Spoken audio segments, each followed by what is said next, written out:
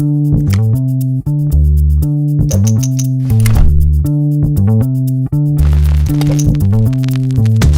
everybody and welcome to Bad Ideas, the show where we look at misfires, mistakes, and miscalculations from all throughout history.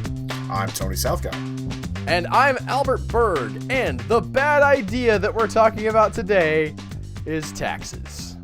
I mean, that's always a bad idea. Rejoice, libertarians. No, a very specific kind of tax on a very specific item. In France, Tony, we're talking about the Gabelle. And I did look up several pronunciations that had the hard G. My gut tells me that since it's French, it should be Gabelle. But I'm not French, so I went with the pronunciation guides that I looked up. The Gabelle was a tax on salt, most famously in France. There are other taxes on salt around the world, Tony, but the worst one, and the one we're talking about today, was in France. And it began way back in the day, back before France was even really a thing as like a country. So it was more like a feudal state at that time? Something like that. There were various regions that had various lords over them. And in one of these regions, the king created the salt tax in 1259 to raise money for a war that he was fighting. And you know how taxes are, Tony. They start out small, and they tell you they're going to be temporary. And neither one of those things is ever true. Yes. This tax... It just always grows. The government had the money rolling in, and they said, hey, the war's over, but let's keep the money rolling in. That's pretty great. And also, let's charge a little bit more, because we could use some more money. And as France grew, the tax grew until, by the time of Louis XIV, it was estimated to be the state's largest source of revenue. A tax on salt. And the problems with this tax were many.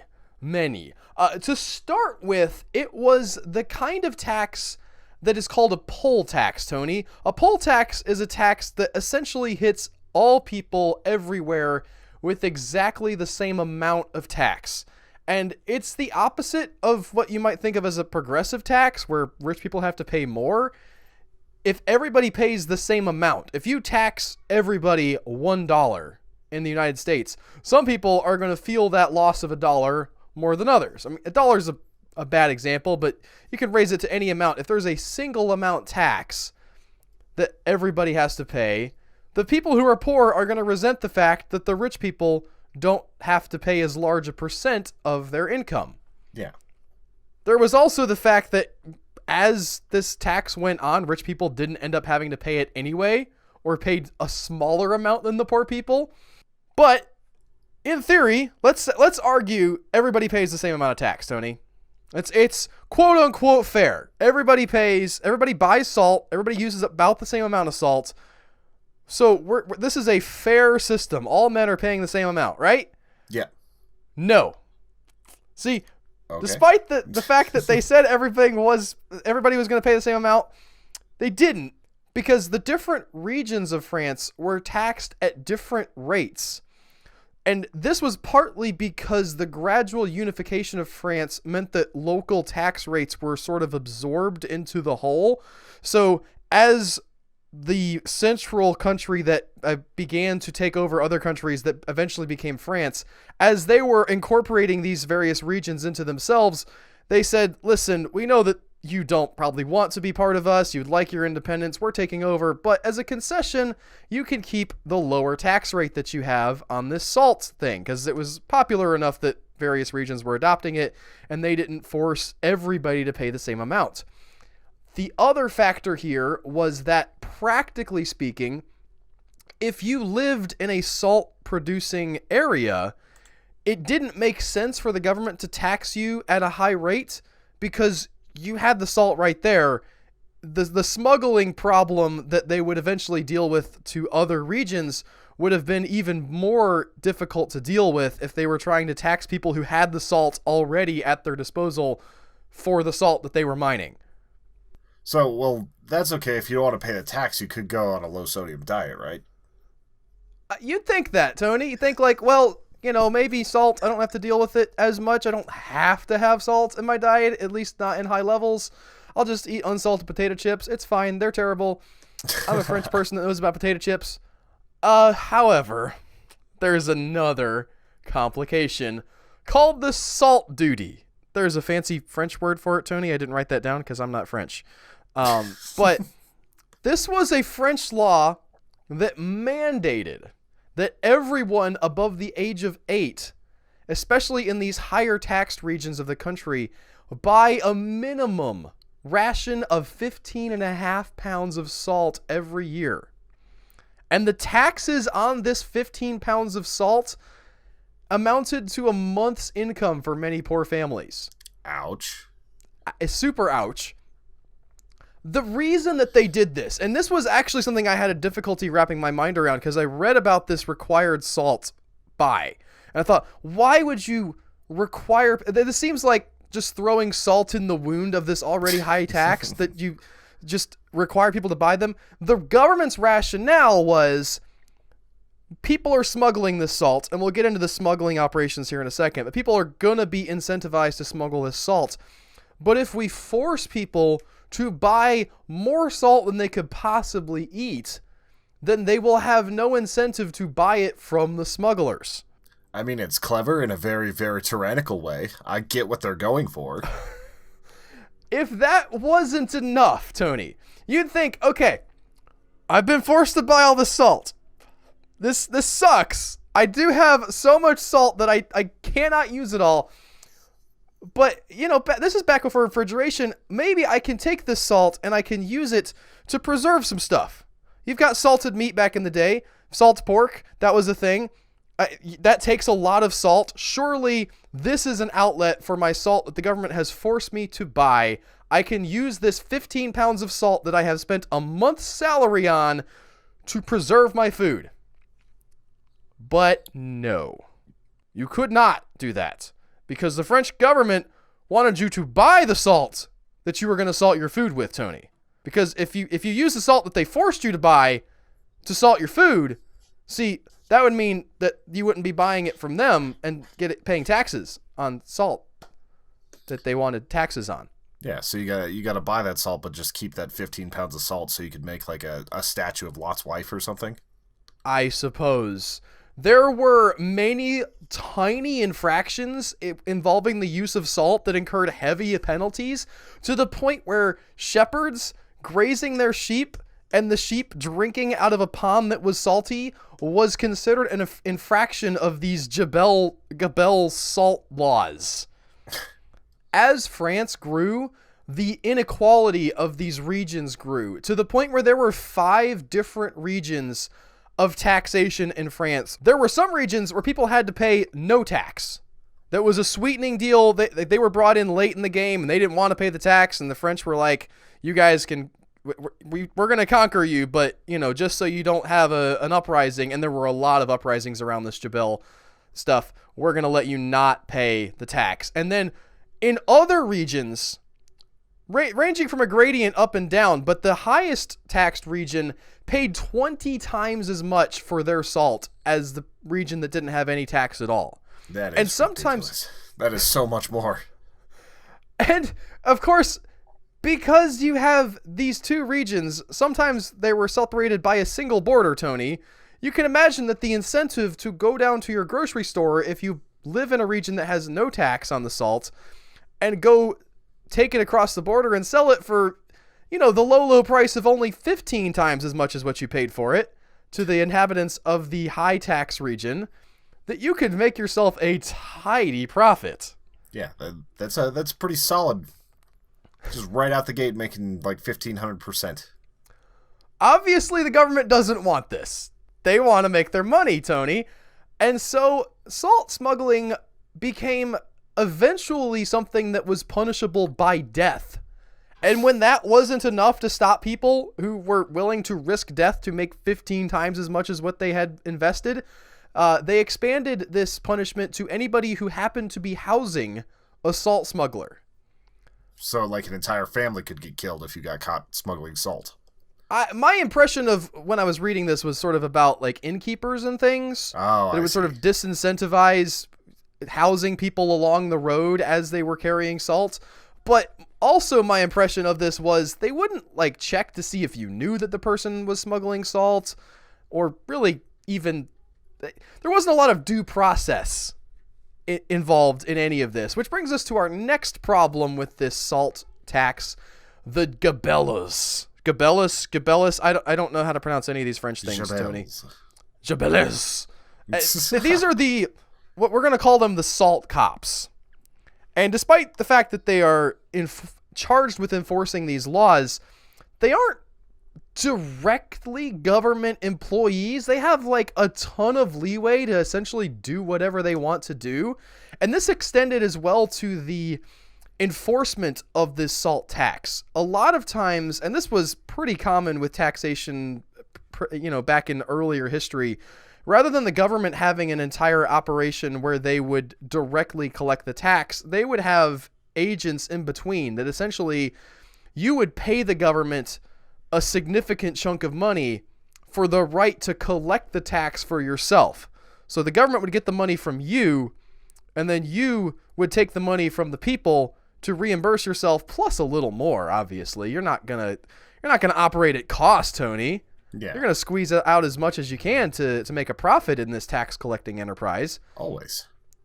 And so the Gabelles are these guys who work in this sort of middleman area where they're the enforcers hired by these people who have been hired by the government to collect the tax, or rather who have paid the government for the privilege to collect the tax. And they were able to stop people, search them, arrest them, essentially without impunity. And naturally, because these are dudes, a lot of their favorite targets were women, whom they would, quote unquote, search as thoroughly and invasively as they pleased. And the thing was, those searches weren't always fruitless, because women were often guilty of smuggling salt, hidden in various unmentionable areas, including some women who built fake derrieres to hold their salt cargo. Women walking around with giant fake butts that they had stuffed full of salt to smuggle across the border. So it looks like a Kardashian, but feels like rock salt. Exactly. See, that's the thing. See, in that 40-Year-Old Virgin movie where he talks about boobs feeling like bags of sand, he's actually an immortal who used to live in, 15th century France, and his only experience with boobs was when he interacted with a woman who had been smuggling salt. I mean, it makes so much more sense. Maybe he was one of the Gabelles. Yeah, fun fact. Smugglers would also stage fake funerals where the coffins were filled with salt. They would bake loaves of bread consisting of nothing but a thin crust of bread surrounding a salt core. There were dogs who were trained to carry salt in specially built jackets. And the book that I read about this, describing the training of these dogs, it was so sad because they would take the dog to a house and they would treat him super good. They give him nice food. They treat him nice. Like the one owner of the house would treat him good. And then they would have people come in and just kick the crap out of the dog and treat him like garbage so that the dog would only trust the owner. He would distrust everybody else except for his owner that treated him right. And then they would take him and put him in a different region, like have him give him training on how to get home, and eventually he gets good at this, and then they strap these jackets full of salt to the dog so that he can sneak across the border and bring salt to his owner, who then sells it at a sick profit. Tony, that's pretty elaborate, but I guess if they catch the dog, that's a little bit better than like death to you and the innkeeper. Right? How are they going to know whose dog it is? They don't know. It's a dog. My favorite method, the most ingenious one, was if you wanted to ship a lot of salt somewhere. See, the authorities had their eyes on the rivers. They knew that people were trying to do this, and the best way, obviously, to ship a lot of stuff around would be in a boat. So you couldn't just hide your salt like in amongst some other goods. What the salt smugglers would do is they would put their contraband salt in among the barrels of regular taxed salt that was being shipped down the river. And the guards, if they did not perform like a specific accurate count every time they came on board, you could really just slide quite a bit past them. I mean, they're looking at it like it's not like they had weigh stations. You say that, but as the smuggling methods became more elaborate, so too did the government's attempts to stop this. There were specially issued bags that were only allowed to be used for salt. And when people started figuring out that if the bag ripped and you sewed it back up and it got a little bigger, you could put in more than what the government said you could. And so you could smuggle salt that way. They started mandating that they could not be ripped. There was a lot of head counts and like specific stuff that had to be done to try to quench this flow of salt. And it just never really worked. It just led to a lot of feelings of inequality and injustice. And you got to understand too that the people who lived in the regions where they could smuggle the salt, they didn't feel like they were really committing a crime because everybody was doing it. It would be kind of like, I would say it's similar to how smoking pot is seen today, where even in places where it's illegal, it's not like bad illegal. Yeah, it's like you've got to, like, some states are worse, but you'd have to have like multiple pounds of it before you're in any major legal trouble. Right. And then, like, to sort of twist the analogy, it's as if pot was something that literally everybody used to cook with all the time. Yeah, that'd be a different society. You can imagine that people didn't really take the law very seriously and really resented this draconian enforcement of the law. And so, in 1789, the French people finally had enough. Now, we're talking about the French Revolution here. A lot of causes of the French Revolution. But the Gabelle was a very central sort of rallying cry. It was a big thing that people could point to and say, this sucks. We want this to be done with. We're sick of being groped by lecherous salt cops because we're trying to make a buck off of your stupid salt tax. Like, so it was one of the straws on the camel's back. Let's put it that way. I could definitely see that. Like, anytime you have that taxation without, well, I mean, I don't want to pull the American Revolution taxation without representation thing, like, people are going to be pretty sour about that. Or rather salty about that. This was also before sort of the invention of economics, or at least before the wide adoption of economics. There was a lot of mercantilism going on at this time. A lot of really sort of poor decision-making when it comes to the economy of countries in general. And it's a good thing that we've gotten away from that, Tony. We don't believe in, putting really heavy tariffs on imports or anything like that anymore. We've learned our lesson from Adam Smith. Unfortunately for France, their relief was relatively short-lived. When Napoleon came to power in the early 1800s, he reinstated the Gabelle. And at this time, he said, listen, we're not doing any of this like high taxed areas and low taxed areas. Everybody pays the same. And because everybody paid the same, this sent the economies of the areas where there wasn't salt tax before into like a massive tailspin. Those areas became ghetto-like, just sort of crummy places to live where people were living on potatoes and carrots and salt, and that was it. But eventually they did stop the tax in 1946 when France was liberated at the end of World War II. It lasted, I want to point this out. I mean, this is amazing to me.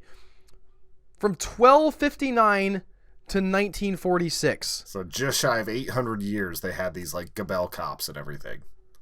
Yes, I mean, I'm sure that there was a gradient. It wasn't always as bad as it was at its worst, but they were dealing with this stupid tax for that long before somebody finally realized it was a bad plan. And interestingly enough, Germany had a salt tax that was similar to this until 1996, although I don't think it was quite as unjust or perhaps as horrifically enforced at the time. Also, I'm going to correct myself and say that's almost 700 years, not 800. I've got my calculator watch on, Tony, but I did not do the math, so I just trusted you. That's it for this episode of Bad Ideas, though. I hope that you guys enjoyed learning about this. I thought this was fascinating. It was a really interesting read in the books that I read, and one of the books in particular was just called Salt, A History of the World. And it was interesting to see the French government sort of trying to push things down, and then they pop up in a different place, and you sort of try to tap that down, and then it pops up somewhere else, and like this constant struggle of this really poorly thought out tax and trying to enforce it, and like the incentives that they created for this for this smuggling to happen were really interesting. And I did not know about it until I started researching. Joe put this on the list, our boss. So he sent this one in, and we appreciate it. Thank you, Joe. And if you guys have ideas to send us, send them to badideashow@gmail.com or tweet us at Human Echoes, and we'll see if they fit on the list. We're always looking for good new suggestions. And if you really like this, check out our Patreon, patreon.com/Human Echoes. It's a great way to support us there. Our personal Twitter handles are also at tsouthcott, TSOUTHCOTTE, and at Albert_Berg. That's Berg like as in an iceberg. BERG. We'll see you guys next week. Thank you for watching or listening. Take care. Bye, everybody.